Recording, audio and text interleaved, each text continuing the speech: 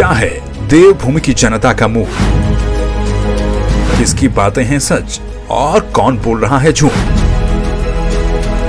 कितना बढ़ चला है प्रदेश में चुनावी पारा? कामकाज में कौन जीता और कौन हारा? 2022 के चुनावी समर में किसका होगा मंगल? देखिए देवभूमि का दंगल 2022 का विधानसभा चुनाव जल्द सिर्फ संवाद 365 पर।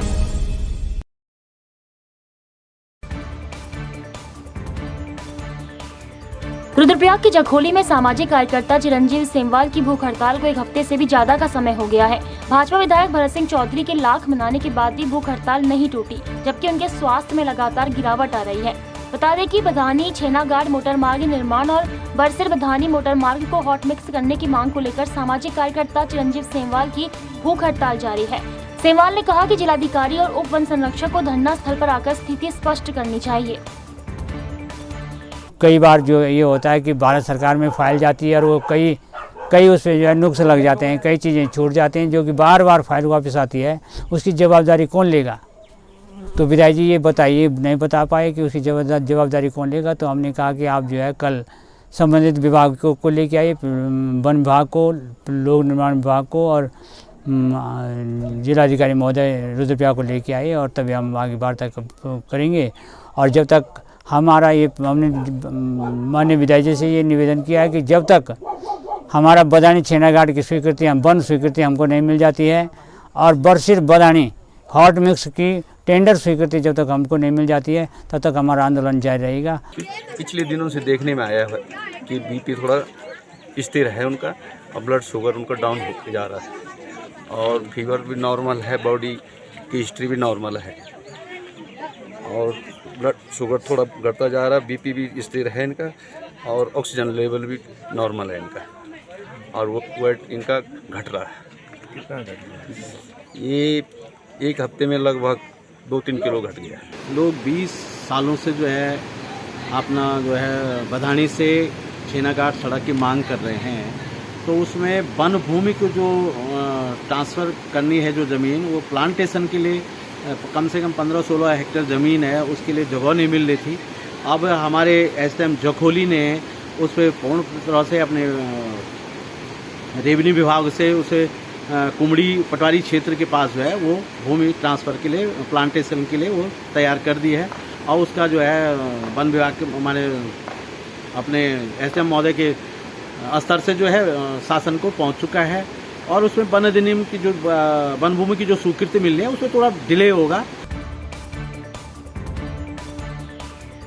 धर्मनगरी हरिद्वार में आज सैकड़ों की तादाद में रिक्शा चालकों ने अपनी रिक्शा सड़क पर खड़ी कर विरोध जताया। साथ ही प्रशासन के खिलाफ नारेबाजी करते हुए धरना प्रदर्शन किया। रिक्शा चालक यूनियन के अध्यक्ष का कहना है कि हरिद्वार में पिछले कई दशकों से साइकिल रिक्शा चलती आ रही है, लेकिन ई रिक्शा और ऑटो रिक्शा 0 जोन में घूम रहे हैं और रिक्शा चालकों को पोस्ट ऑफिस से अंदर नहीं जाने दिया जाता। उन्होंने 20 रिक्शा पास की नगर निगम से मांग की है। रेलवे स्टेशन पे जो गरीब मजदूर रिक्शा वाला चलता है, वो बुजुर्ग यात्री को लेके चलता है, तो वो हर की बॉडी का तय करता है। उसे 10 रुपये सवारी या 15 रुपये सवारी जो नगर निगम ने तय कर रखा है, उसके अनुसार ही वो लेके जाता है। नगर निगम के बायलॉज में क्लियर लिखा हुआ है कि साइकिल रिक्शा हर की बॉडी तक जाएगा, मगर कुछ समय से, कुछ वर्षों से ये व्यवस्था धूलमूल तरीके से ख़त्म हो चुकी है। हमारा विरोध ये है कि भाई जो शासन प्रशासन भी, वो भी हम उनका सहयोग भी करेंगे, क्योंकि वहाँ भी भीड़ भाड़ ना हो, लोगों का आने जाने में कोई दिक्कत ना हो, व्यापारी भी परेशान ना हो। लेकिन जब वहाँ बैटरी रिक्शा और ऑटो रिक्शा जा सकता है, तो इन गरीब साइकिल रिक्शा को भेजने में क्या आपत्ति है? इनरव्हील सामाजिक संगठन द्वारा एक कार्यक्रम का आयोजन किया गया, जिसमें संगठन द्वारा कनखल में गरीब बच्चों को भोजन, कच्चा राशन, शिक्षा के लिए किताबें वितरित की गई। कार्यक्रम की अध्यक्षता कर रही गुरप्रीत कौर और कनखल प्रभारी सरिता अग्रवाल ने बताया कि आने वाले समय में जो भी महिला के साथ अन्याय होगा, उसके लिए भी संगठन कंधे से कंधा मिलाकर खड़ा रहेगा। आने पर मैंने देखा कि ये क्लब जो है बहुत ही अच्छे काम कर रहा है, समाज सेवा के कार्यों में लगा हुआ है। आज सुबह से लेकर अब तक हमने 3 प्रोजेक्ट भी किए। सबसे पहले गवर्नमेंट स्कूल में गए, जहाँ आज वर्ल्ड लिटरेसी डे मनाया गया। टीचर्स को ऑनर किया गया, साथ ही साथ बच्चों को स्टेशनरी आइटम्स प्रोवाइड करी गई। दूसरा प्रोजेक्ट जो था वो एक गार्ड को उसकी बच्ची के लिए एजुकेशन के लिए 5100 का चेक क्लब की तरफ से प्रदान किया गया।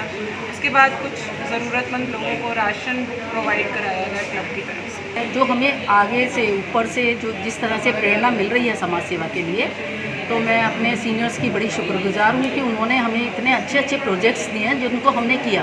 पीछे जब कोरोना काल रहा तो हमने एम्बुलेंस और शववाहन वगैरह चलाए, जैसा कि सभी जानते हैं, कनकल हरिद्वार में लोग जानते हैं कि हमने अपने इनर व्हील क्लब से काफ़ी गाड़ियाँ चलाई, सब कुछ किया। राशन वगैरह का हम वितरण करते रहते हैं। तो आज हमने स्कूल में जाकर बच्चों को स्टेशनरी दी, टीचर्स को उनको सम्मानित किया।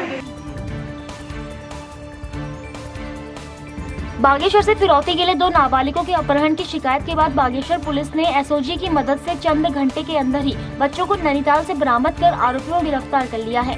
मुख्यमंत्री ने पुलिस और एसओजी टीम को 1 लाख रुपए का इनाम दिया। पता चला कि उनकी लोकेशन अल्मोड़ा में है। सर्विलांस सेल द्वारा हमको पता चला कि अल्मोड़ा लोकेशन प्राप्त हुई है, तो हमने टीमों को अल्मोड़ा रवाना किया। डीआईजी महोदय के निर्देशन पर और डीजीपी महोदय के आदेशों पर पूरा अल्मोड़ा और नैनीताल जिले को सील किया गया, जिसके कारण छड़ा नामक स्थान पर एसओजी अल्मोड़ा और एसओजी बागेश्वर के द्वारा 4 अभियुक्तों को मैं दोनों बच्चों के सकुशल बरामद किया गया, जिनसे एसयूवी वाहन व 47,000 रुपया जो अपहरण के लिए लिया गया था नगद, वो बरामद हुआ। क्या है देवभूमि की जनता का मुंह? किसकी बातें हैं सच और कौन बोल रहा है झूठ? कितना बढ़ चला है प्रदेश में चुनावी पारा? कामकाज में कौन जीता और कौन हारा? 2022 के चुनावी समर में किसका होगा मंगल? देखिए देवभूमि का दंगल 2022 का विधानसभा चुनाव जल्द सिर्फ संवाद 365 पर।